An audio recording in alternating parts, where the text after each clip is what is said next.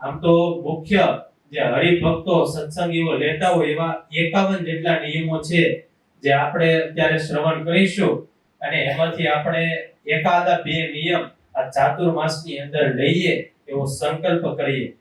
પહેલો નિયમ જે બધા તમામે તમામ સત્સંગીઓને તમામે તમામ હરિભક્તોને લાગુ પડે એ પહેલો નિયમ એ છે કે 4 મહિના સુધી તમામ સત્સંગી હરિભક્તોએ રીંગણા, મૂળા અને શેરડી આ ત્રણ વસ્તુ નહીં ખાવાની.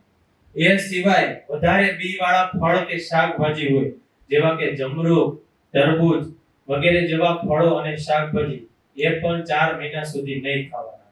આ પહેલો નિયમ જે તમામે તમામ સત્સંગી હરિભક્તો તમામે પાળવાનો હોય છે.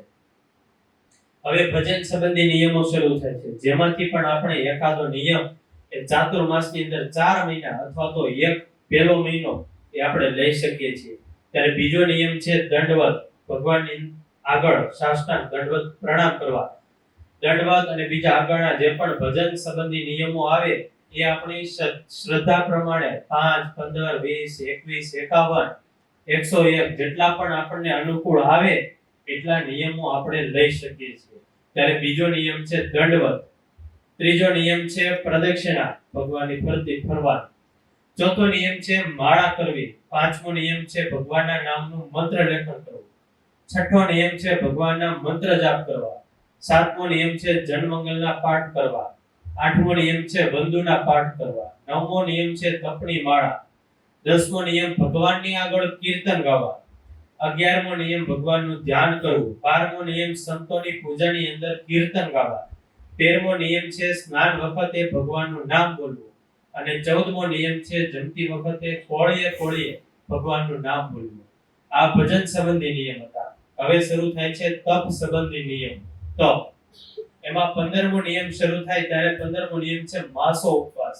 1 મહિના સુધી ઉપવાસ કરવો, કાંઈ પણ જમવાનું નહીં, માત્ર ને માત્ર શરબત અને પાણી લઈ શકીએ. ઉપવાસની અંદર આપણે દૂધ, દહીં કે છાશ અથવા તો દૂધની અંદરથી બનતી વસ્તુ પણ કોઈ પણ લઈ શકીએ નહીં. શરબત હાલે, પણ જે પણ જ્યુસ એ દૂધની અંદરથી બનતા હોય, દૂધ દ્વારા બનતા હોય, એ એક પણ પ્રકારના જ્યુસ એ આ ઉપવાસ દરમિયાન ચાલે નહીં. ત્યારે 15મો નિયમ માસો ઉપવાસ, 1 મહિનાનો ઉપવાસ. 16મો નિયમ એકટાણા, એટલે કે આખો દિવસમાં માત્ર એક જ સમય, સવારે અથવા તો બપોરે અથવા તો સાંજે 3 માંથી એક સમયે અનાજ જમવું, બાકીના સમયે અનાજ જમવું નહીં. બે રીતે એકટાણા થઈ શકે. અમુક હરિભક્તો ચોખ્ખા એકટાણા કરે, એમાં માત્ર આખા દિવસમાં એક વખત અનાજ જમે, બીજું આખો દિવસ બીજું કાંઈ પણ જમે નહીં. અને અમુક ફરાળી એકટાણા કરે, એમાં એકટાણામાં એક ટાઈમ અનાજ જમવાનું અને એની સિવાય આખો દિવસ આપણે ફરાળ જમી શકીએ. આને કહેવાય એકટાણા, જેમાં આપણે તપ સંબંધી જેટલા પણ નિયમો છે એમાં આપણે શરબત અને જળ ધરાવી શકીએ, પણ દૂધ અને દહીં એ આપણે ધરાવી ન શકીએ. ત્યારે 16મો નિયમ એકટાણા, એટલે કે એક જ ટાઈમ અનાજ લેવું. 17મો નિયમ ધારણા પારણા. ધારણા પારણા એટલે એક દિવસ જમવાનું, એક દિવસ ઉપવાસ, એક દિવસ જમવાનું, એક દિવસ ઉપવાસ. 18મો નિયમ છે 3 વસ્તુ જમવી.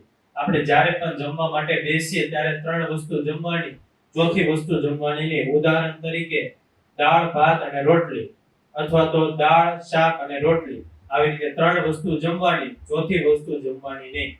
આને કહેવાય 3 વસ્તુનો નિયમ. 19મો નિયમ છે ભાવતી વસ્તુ ન જમવી. 4 મહિના અથવા તો 1 મહિનો આપણે જે પણ વસ્તુ ખૂબ જ ભાવતી હોય, મિષ્ટાન, ફરસાણ જે પણ, એ 1 મહિનો સુધી જમવાનું. 20મો નિયમ હવે શરૂ થાય છે ચાંદ્રાયણ. ચાંદ્રાયણ એટલે બધા નવા વિદ્યાર્થીઓને બધાને કહી દો કે ચાંદ્રાયણમાં રોટલી અને મિષ્ટાન આ બંને વસ્તુને ચોળીને આવડા લીંબુ જેટલા કોળિયા બનાવવાના હોય. એમાં શાક નાખવાનું હોય, મિષ્ટાન નાખવાનું હોય અને રોટલી હોય એટલે ચોળેલી હોય. એ આવડા લીંબુ જેટલા કોળિયા કરવાના હોય. એ કોળિયાને મોઢામાં મૂકીને એક સાથે લઈ લેવાનો, એક કોળિયો.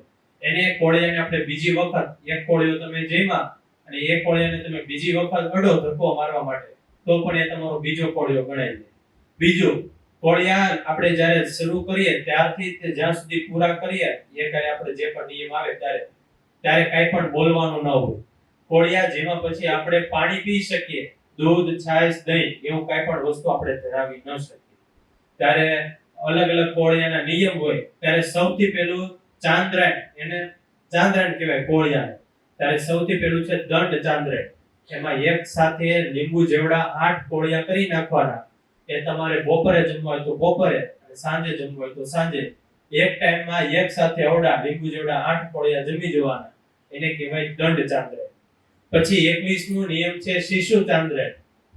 એટલે કે બપોરે 4 અને સાંજે 4 બે ટાઈમે 4 કોળિયા જમવાના. એને કહેવાય શિશુ ચાંદ્રાયણ. પછી છે 22મો નિયમ કીડી ચાંદ્રાયણ.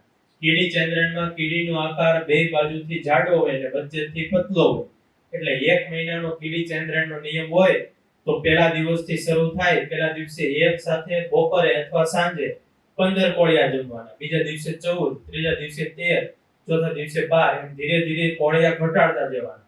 છેલ્લે એક કોળિયો આવે પછી ઉપવાસ કરવાનો અને પાછા એક કોળિયાથી શરૂ કરવાનો. પહેલા એક કોળિયો, બીજા દિવસે 2, પછી 3, એવી રીતે ઠેઠ 15 સુધી પહોંચાડવાનો. એને કહેવાય કીડી ચાંદ્રાયણ.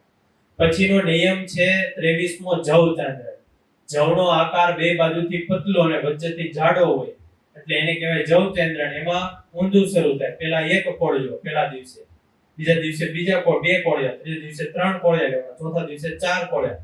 એવી રીતે કોળિયા વધતા જાય. 15 દિવસ સુધી 15 કોળિયા લેવાના. 16મા દિવસે ઉપવાસ અને 17મા દિવસથી પાછું ઊંધું શરૂ થાય. 15, 14, 13, 12 એમ ઘટાડતા જવાના. એને કહેવાય જવ ચાંદ્રાયણ. પછી છે ઋષિ ચાંદ્રાયણ. એમાં બપોરે અથવા સાંજે એક સમયે ખાલી માત્ર 3 જ કોળિયા જમવાના લીંબુ જેવડા. એને કહેવાય ઋષિ ચાંદ્રાયણ. આ બધા હતા ચાંદ્રાયણ. પછી 25મો નિયમ છે એકાદશીના ઉપવાસ. 4 મહિનાની અંદર 8 એકાદશી આવે એ 8 એકાદશીની અંદર ઉપવાસ કરવા એવો પણ આપણે નિયમ લઈ શકીએ. 26મો નિયમ છે હરિજયંતી, એકાદશી, અમાસ અને પૂનમ. આ 4 વસ્તુ જે પણ 4 મહિનાની અંદર જેટલી આવે એ તમામ દિવસે પવિત્ર દિવસો કહેવાય. એની અંદર આપણે ઉપવાસ કરવા એવો પણ આપણે નિયમ લઈ શકીએ. 27મો નિયમ છે ફરાળ. એટલે કે આપણે 1 મહિનો સુધી અથવા 4 મહિનો સુધી ફરાળ જ જમવાનું, બીજું કાઈ નહીં, અનાજ નહીં. 28મો નિયમ છે ફલાહાર. એટલે કે માત્ર ફળ જમવાનું. ફળની સિવાય આપણે બીજી કોઈ પણ વસ્તુ જમી ન શકીએ. 29મો નિયમ છે દિવસ આથમા પછી જમવું નહીં. એટલે કે સાંજનો સમય થઈ જાય અને સૂર્ય આથમી જાય પછી આપણે જમવાનું નહીં. એની પહેલા આપણે જેટલું પણ જમવું હોય એટલું જમી શકીએ. અને 30મો નિયમ તપ સંબંધી છે. આપણે પહેલા મહિને શાક નહીં જમવાનું, બીજા મહિને દહીં નહીં જમવાનું, ત્રીજા મહિને દૂધ નહીં લેવાનું અને ચોથા મહિને કઠોળ નહીં જમવાનું. આ રીતે 4 મહિનામાં આપણે આ 4 વસ્તુ નહીં જમવાની. એવી રીતે પણ આપણે આ તપ સંબંધી નિયમ લઈ શકીએ. આ બધા નિયમ હતા તપ સંબંધી નિયમો. હવે જે અન્ય વિશેષ નિયમો ઘણા બધા હરિભક્તો, વિદ્યાર્થીઓ, બાળકો લેતા હોય સત્સંગીઓ, એ અન્ય નિયમો શરૂ થાય ત્યારે 31મો નિયમ છે સંતોને જય સ્વામિનારાયણ કહી પછી આપણે જમવાનું. જ્યારે પણ આપણે સવારે, બપોરે અથવા સાંજે જમવાનું શરૂ કરીએ એની પહેલા સંતોને જય સ્વામિનારાયણ કહેવાનું અને પછી આપણે જમવાનું શરૂ કરવાનું. 32મો નિયમ છે સંતો આપણને જ્યારે પણ સામે મળે ત્યારે સંતોને પગે લાગવા. 33મો નિયમ છે સંતો જ્યારે પણ સામે મળે, આપણી નજર સામે આવે, સંતોને આપણે મળીએ ત્યારે સંતોને આપણે દંડવત કરવાના. 1 અથવા આપણે 5 દંડવત કરી શકીએ. 34મો નિયમ છે આપણે સવારે પાણી પીવાની શરૂઆત કરીએ ત્યારે અથવા તો આખો દિવસમાં આપણે જ્યારે પણ પાણી પીએ ત્યારે પાણી પીધા પહેલા કોઈ પણ વ્યક્તિ, વિદ્યાર્થી મિત્રને જય સ્વામિનારાયણ કહી પછી આપણી અંદર પાણી મૂકવું.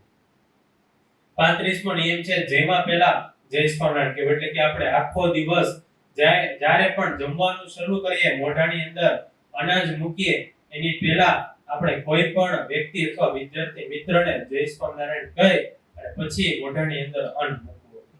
36મો નિયમ છે માનસી પૂજા કરવી. આખો દિવસ 5 પ્રકારની જે માનસી પૂજા આવે એ નિયમ પણ આપણે લઈ શકીએ.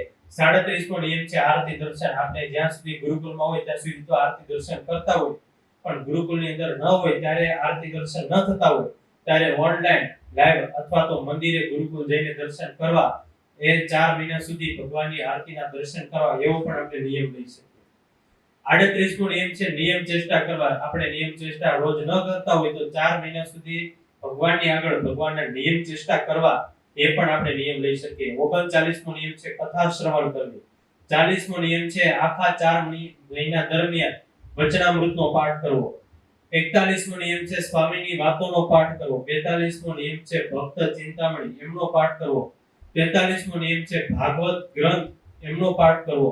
44મો નિયમ છે આપણી ઇન્દ્રિયોને એ પંચ વિષયમાંથી આપણે પાછી વાળીને ભગવાનની અંદર જોડવી. આવો પણ આપણે નિયમ લઈ શકીએ. 45મો નિયમ છે અહંકારનો માનનો આપણે ત્યાગ કરવો. 46મો નિયમ છે આપણે હંમેશા સાચું બોલવું, ખોટું ન બોલવું. 47મો નિયમ છે કામ, ક્રોધ, લોભ જે મુખ્ય દોષો, મોટા દોષો છે એમની ઉપર આપણે વિજય મેળવવો, એમને આપણે જીતવા. 48મો નિયમ છે 4 મહિના સુધી આપણે પલંગ ઉપર સૂવું નહીં, નીચે ભોય પથારીએ સૂવું.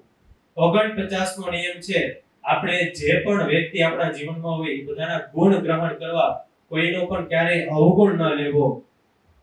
50મો નિયમ છે આપણે કોઈ પણ વ્યક્તિ હરિભક્તને સત્સંગની અંદર જોડવાના, અથવા તો આપણે નિયમ લઈએ કે 4 મહિનાની અંદર એક આ હરિભગતને મારે કંઠી બંધાવી છે, આ એક હરિભગત પાસે, આ એક વિદ્યાર્થી પાસે મારે પૂજા કરાવી છે, અને મારે ભગવાનના સંતોને દર્શન કરતા કરવા. આવો પણ નિયમ લઈ શકીએ. અને 51મો નિયમ ખૂબ જ મહત્વનો નિયમ, અને એ નિયમ છે દરરોજને માટે ભગવાનનો એક ગુણ વિચારવો, અને એ ગુણ ઉપર 5 મિનિટ સુધી વિચારવું અને એ આપણા જીવનમાં ઉતારવું. ઉદાહરણ તરીકે ભગવાનનો એક ગુણ વિચારવો. ભગવાનનો એક ગુણ છે દયાળુ. એ આજના દિવસે આપણે વિચાર્યો, એને કાગળમાં લખી નાખવાનો, અને 5 મિનિટ સુધી ભગવાન કેટલા બધા દયાળુ છે, ભગવાને આપણા જીવનમાં કેટલી બધી દયા કરી, કે 5 મિનિટ સુધી વિચારવું. આવા 51 પ્રકારના નિયમો, એ નિયમો આપણે લઈ શકીએ છીએ. આની સિવાયના પણ ઘણા બધા નિયમો જે હરિભક્તો સત્સંગીઓ લેતા હોય, એ નિયમો પણ આપણે આપણા જીવનમાં લઈ શકીએ છીએ. આમ તો આખી જિંદગી અને આખું વર્ષ આપણે કોઈ પણ પ્રકારના નિયમ ન લેતા હોય, પણ મહારાજની આજ્ઞા, મહારાજ અને સંતોને વિશેષ રાજી કરવા માટે આપણે ચાતુર્માસના 4 મહિના નહીં તો માત્ર 1 મહિનો એ આપણે નિયમ લઈએ, અને ભગવાન અને સંતો આપણી ઉપર વિશેષ રાજી થાય એવા પ્રયત્ન કરીએ.